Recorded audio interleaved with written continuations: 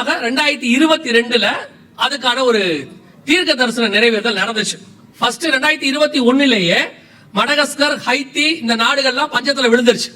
UN announce பண்ணாங்க, அபிஷியலாக உலகத்தில் பஞ்சம் அதிகரிக்க தொடங்கிருச்சு, ஹைத்தி போன்ற நாடுகள் பாதிக்கப்பட தொடங்கிருச்சுன்னு சொன்னாங்க. அப்ப அதை போடும்போது அவங்க யாருக்கும் ஹைத்தி தெரியாது, மடகஸ்கர் தெரியாது நமக்கெல்லாம்.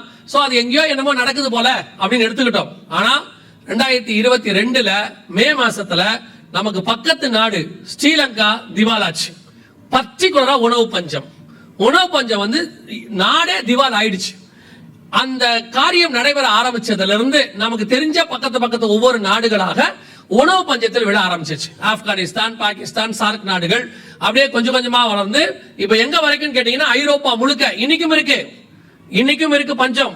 இந்த பஞ்சம் உச்ச லெவல்ல போயிட்டு இருக்கு. ஒரு ஐநாவுடைய அறிக்கை சொல்லுது, 3 வேளை ஆகாரமும் நல்ல வீடும், அதாவது தங்குவதுக்கு வாடகை வீடோ சொந்த வீடோ, நல்ல வீடு தங்கறதுக்கு, ஒரு போக்குவரத்துக்கு வாகனம் உள்ளவங்க 10% மக்கள் தான் உலகத்துல இருக்காங்களாம்.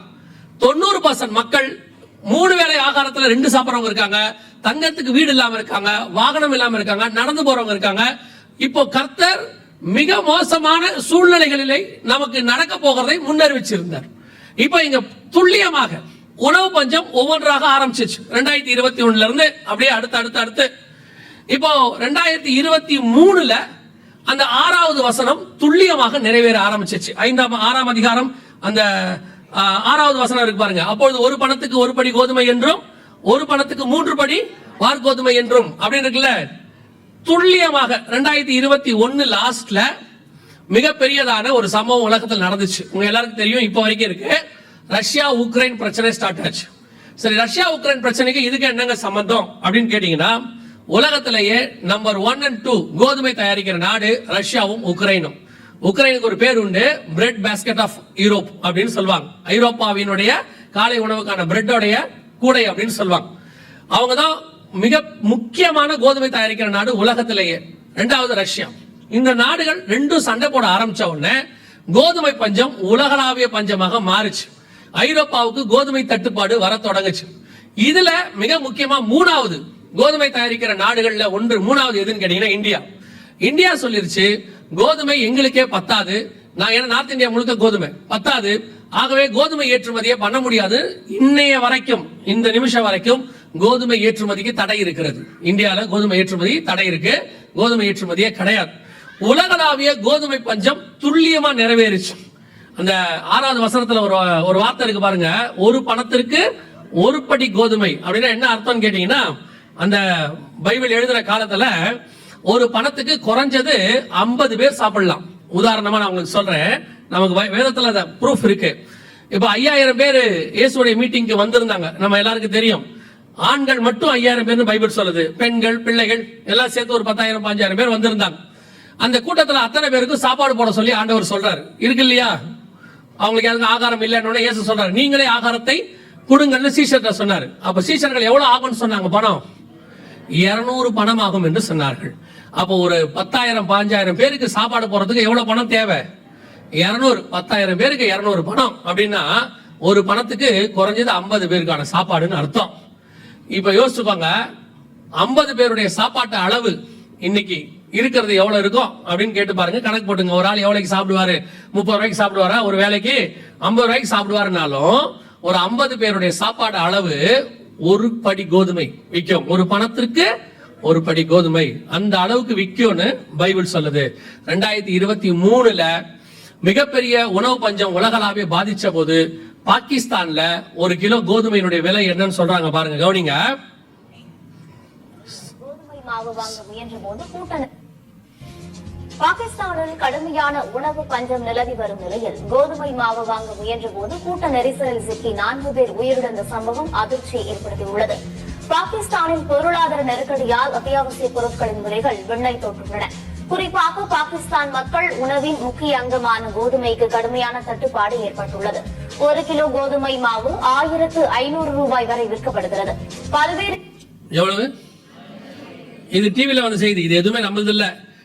டிவில வந்துச்சு, 1 கிலோ கோதுமை 1500 ரூபாய், ஸ்ரீலங்கால 3000 ரூபாய், பர்மால 10,000 ரூபாய் கோதுமையினுடைய விலை. ஐரோப்பா முழுக்க கோதுமை கிடையாது. நீங்க கொஞ்சம் சந்தோஷப்பட்டுறாதீங்க, அப்ப நம்ம நாடு பரவாயில்ல போல அப்படின்னு. இது கவர்மெண்ட் கொடுத்திருக்கிறதான ரிப்போர்ட். இதுவரைக்கும் இல்லாத அளவுக்கு 7 ஆண்டுகளில் கோதுமை கிடங்குகளில் குறைந்து விட்டது. இது நம்ம கவர்மெண்ட் கொடுத்த ரிப்போர்ட். சரி, இப்ப நீங்க சவுத் இந்தியாக்காரங்க நம்ம எல்லாம் நினைச்சுப்போம் கொஞ்சம் சந்தோஷம். ஏன் என்ன சந்தோஷம் நமக்கு? நாங்களாம் என்ன செய்யல, கோதுமை சாப்பிடல, நாங்களாம் என்ன சாப்பிட்டு இருக்கோம்?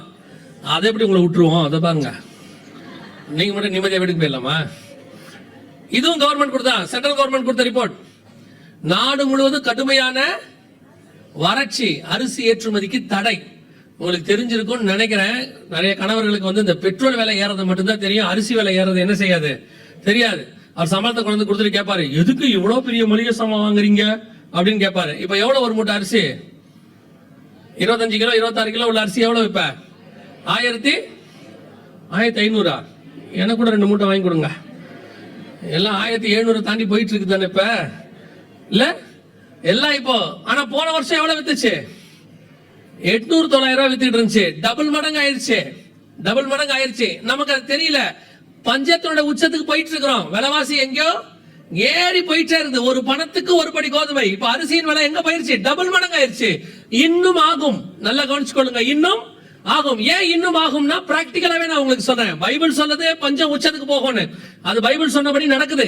கோதுமை நடக்குது, எல்லாம் நடக்குது. பிராக்டிகலா சொல்றேன். இப்போ இஸ்ரேல் ஹவுதீஸ் பிரச்சனை ஸ்டார்ட் ஆயிடுச்சு. செங்கடல் முழுக்க ஹவுதீஸ் கண்ட்ரோல்ல இருக்கு. ஒரு கப்பலையும் போக விட மாட்டேங்கிறான். எல்லாமே வியாபார கப்பல் எல்லாம் பாதிக்கப்படுது. ஆட்டோமேட்டிக்கா விலைவாசி என்ன செய்யும்? ஏறத்தான் செய்யும். இது எல்லாம் மிக துல்லியமான தீர்க்க தரிசனம் நிறைவேறுதல். இந்த இஸ்ரேல் பிரச்சனையை பத்தி நேத்து முந்தின பேசணும், பைபிள்ல உள்ளத. இப்போ பஞ்சங்கள் அதிகரிச்சுக்கிட்டே போகும், இன்னும் அதிகரிக்கும். வருகிற 2025 நல்லா தெரிஞ்சுக்கொள்ளுங்க. கண்டிப்பா இந்த 2025 எப்படி இருக்கும் அப்படின்னு நீங்க எல்லாருமே கொஞ்சம் தீர்க்கதரிசிகள்கிட்ட போய் தேடிக்கிட்டு தான் இருப்பீங்க. எப்படியோ போய் ஜனவரி மாசம் உட்காரதான் போறியா? என்ன சொன்னாலும் ஒரு கூட்டம் இருக்கு, அதை ஒண்ணும் செய்ய முடியாதுன்னு விட்டுருங்க. நான் உங்களுக்கு தீர்க்க தரிசனம்லாம் சொல்லல, இருக்கிற பிராக்டிகல் நிலைமையை சொல்றேன். 2025 பஞ்சத்தின் வருஷம் தான்.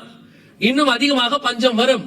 இந்த பஞ்சங்கள் உலகளாவே இருக்கு. இப்ப நீங்க வெளிநாடுகள்லாம் போய் பார்த்துட்டீங்கன்னா, ஃபர்ஸ்ட் ஏழை நாடுகள் லிஸ்ட் இருக்குல்ல, அதுல அமெரிக்காவும் யூகே வந்து ஜாயின் ஆயிடுச்சு.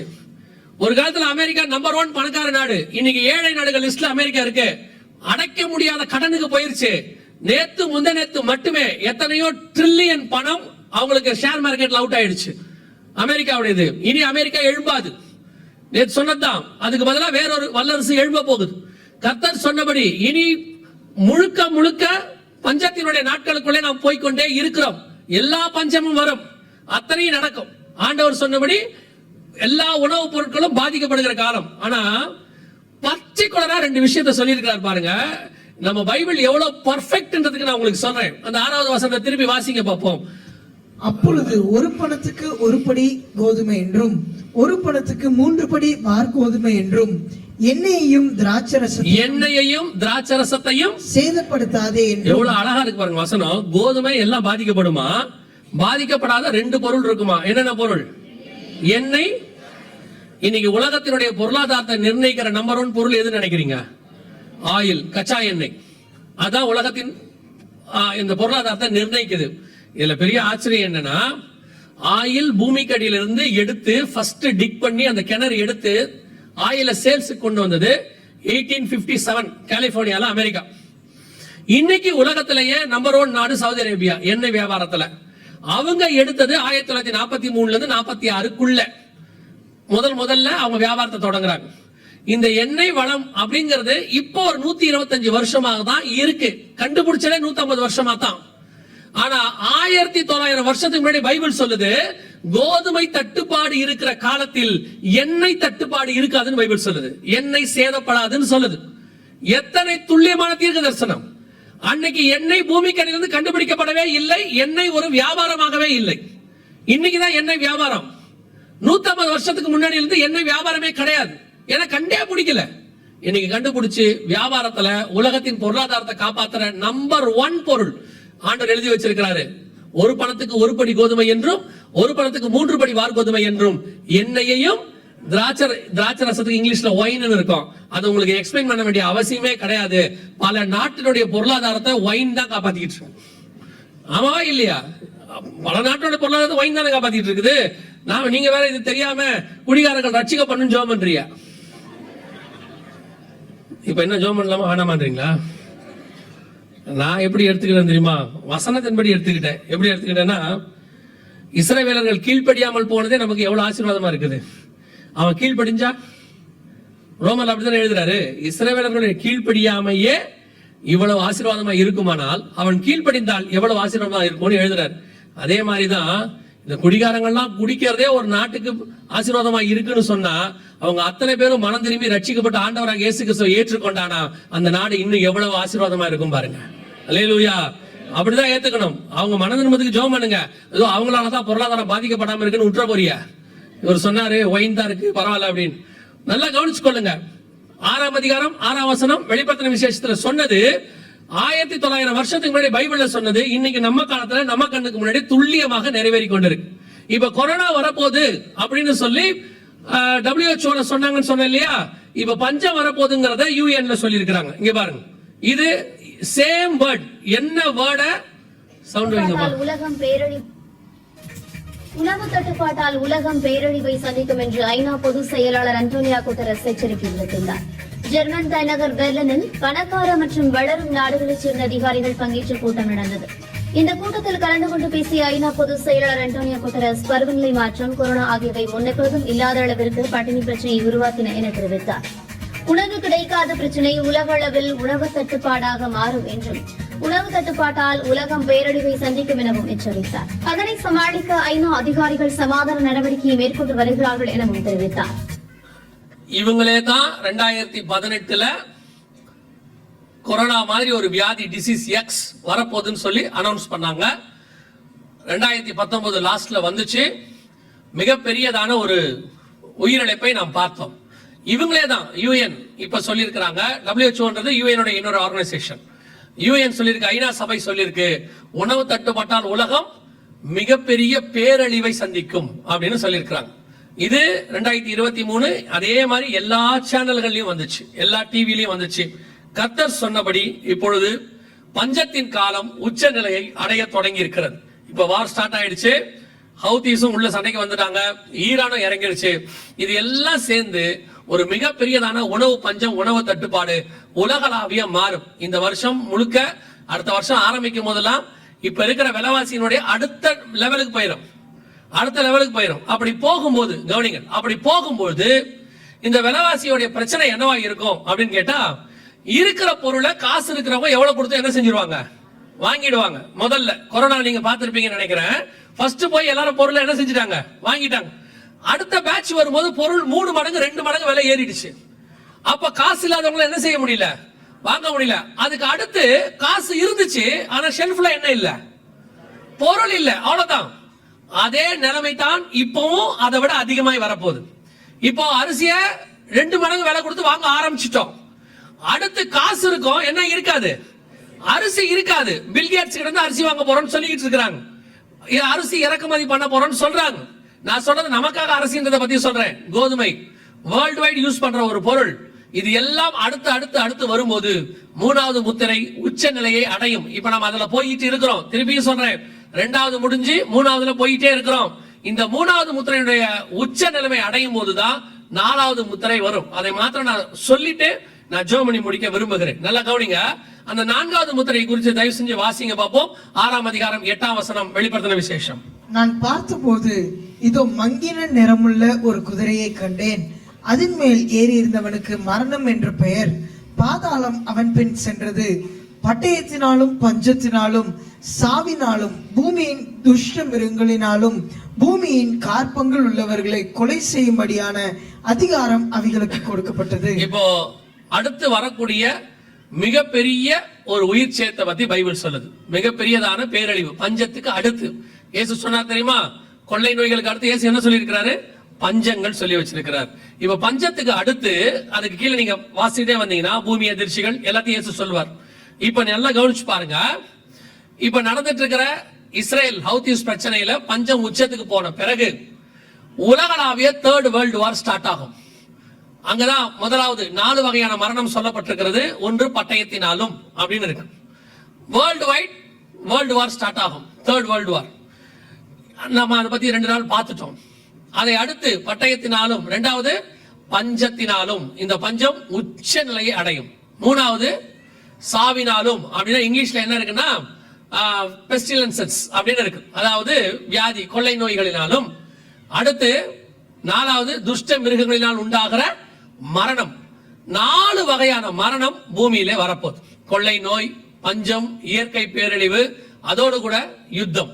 இந்த 4 ஒன்னாக சேருகிற காலம் ரொம்ப தூரத்துல இல்ல, நம்ம கண்ணுக்கு முன்னாடி தெரிய ஆரம்பிச்சிருக்கு. இப்ப நான் சொன்னோம்னா இந்த ஆளு பயமுறுத்துறாரு அப்படின்பீங்க.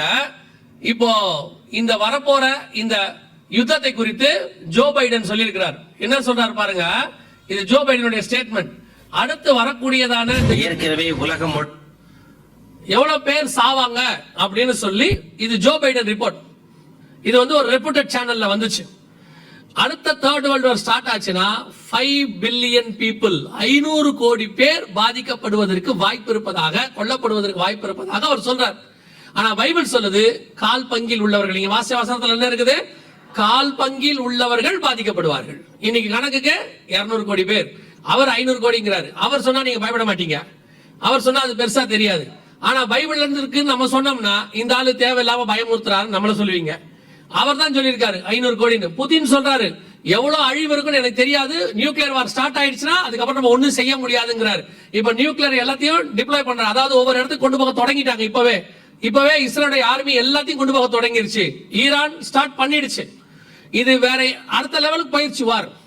சோ இதோட கூட பஞ்சம், கொள்ளை நோய் எல்லாம் சேரும் போது அடுத்த சில வருஷங்கள் இதைத்தான் நாம் சந்திக்க போகிறோம். இது எல்லாமே பூமி முழுக்க ஆரம்பிச்சிருச்சு. அதுதான் உங்களுக்கு சொல்றேன். கொரோனா வந்த போது அது 1 கொள்ளை நோய், இப்போ பஞ்சம் போயிட்டு இருக்கு, அடுத்து 4 ஒன்னா சேரப்போகுது. இது எல்லாம் அடுத்த சில வருஷங்களில் நம் தலைமுறையில் பார்க்க வேண்டியது. முதலாம் நம்முடைய தாத்தா காலத்துல 1ஆம் உலக யுத்தம் பார்த்தாங்க, அப்பாக்கள் காலத்துல 2ஆம் உலக யுத்தம் பார்த்தாங்க. ஒரு 70 வருஷம் பூமி அமைதியா இருந்துச்சு, 76 வருஷம் இப்ப அடுத்து ஸ்டார்ட் ஆயிடுச்சு. இப்ப நம்ம காலத்துல இதை நம்ம பார்க்க தொடங்கி இருக்கிறோம். சரி, இவ்வளவு நடக்குது, நாம என்ன செய்யணும் அப்படின்னு சொன்னா ஒரு வசனம் வாசிங்க. அதுல இருந்து ஆண்டவர் நமக்கு என்ன பாதுகாப்பு தரான்னு உங்களுக்கு சொல்றேன். மத்தேயு எழுதின சுவிசேஷம் 24ஆம் அதிகாரம் 6வது வசனத்தை வாசிங்க. மத்தேயு 24:6 வாசிங்க. யுத்தங்களையும் யுத்தங்களின் செய்திகளையும் கேள்விப்படுவீர்கள், கலங்காதபடி எச்சரிக்கையா இருங்க. கலங்காதபடி. அப்ப நல்லா கவனிங்க, யுத்தத்தை பத்தி கேட்கும் போது என்ன செய்யக்கூடாது, அது எப்படி கலங்காம இருக்கணும்? 500 கோடி பேர் சாவாங்க ஜோ பைடன் சொல்றாரு, அல்லது பெரிய உயிரிழப்பு ஏற்படுத்தும் புதின் சொல்றாரு.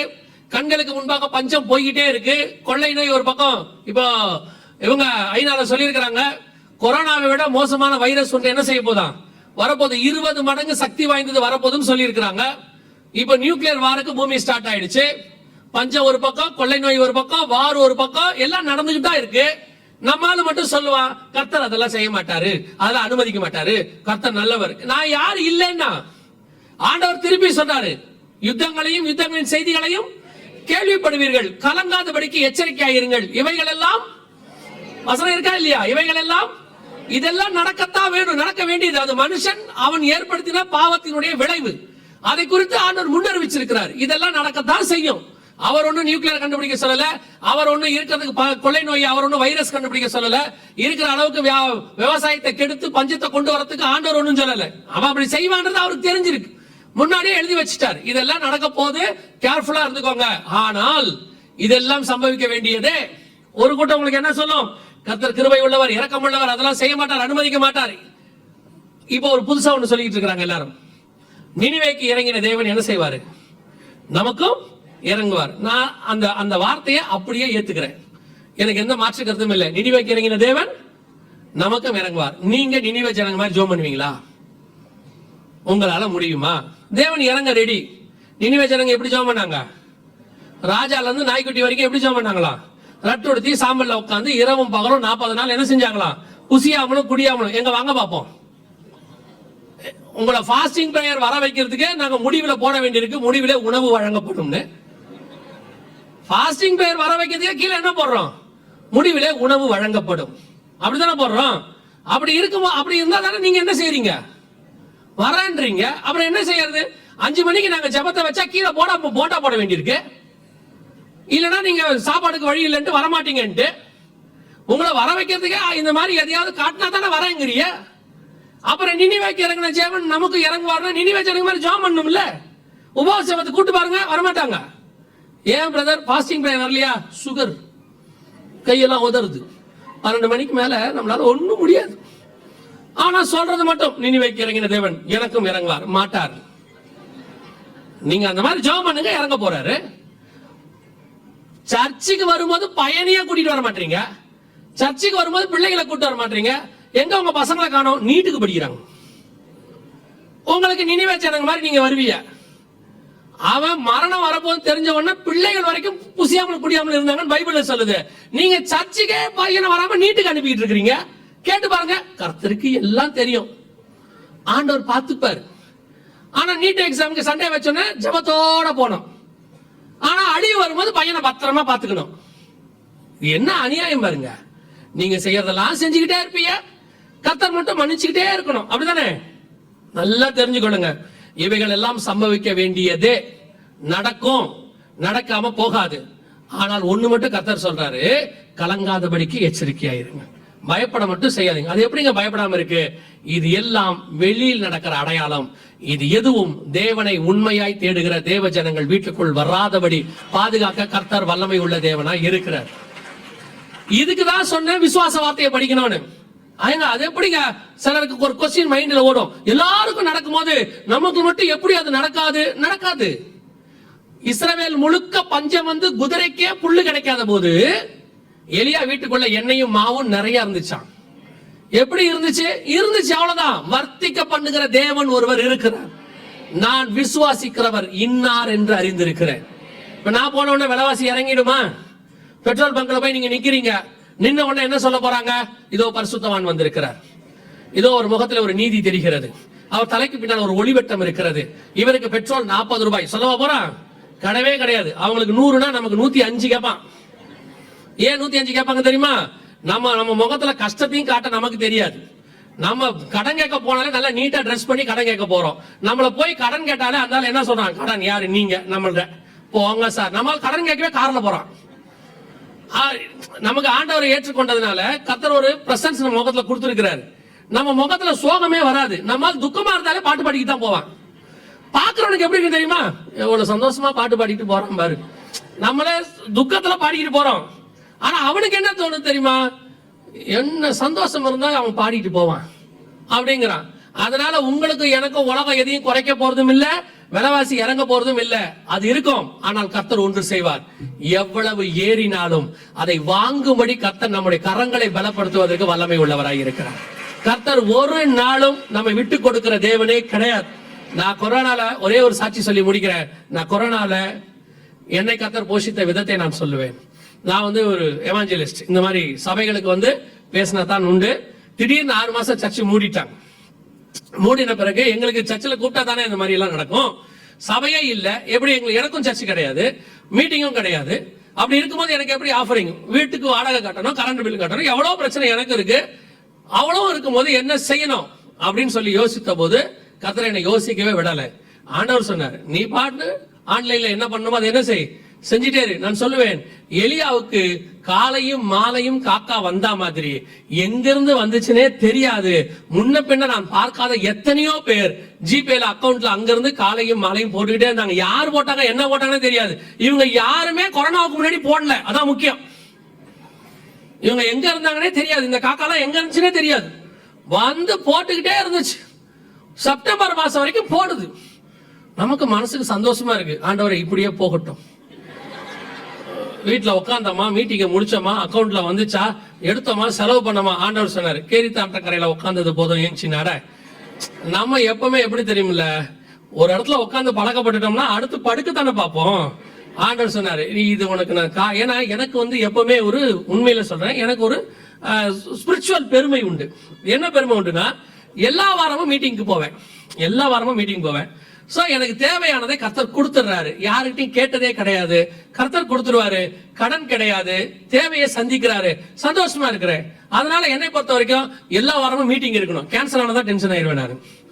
ஐயோ 4 வாரத்துல 1 கேன்சல் ஆகி போச்சு, அடுத்த வாரம் வாடகை கட்டணுமே, இப்படி யோசிப்பேன். அப்போ கொரோனா நேரத்துல 6 மாசமும் கேன்சல்.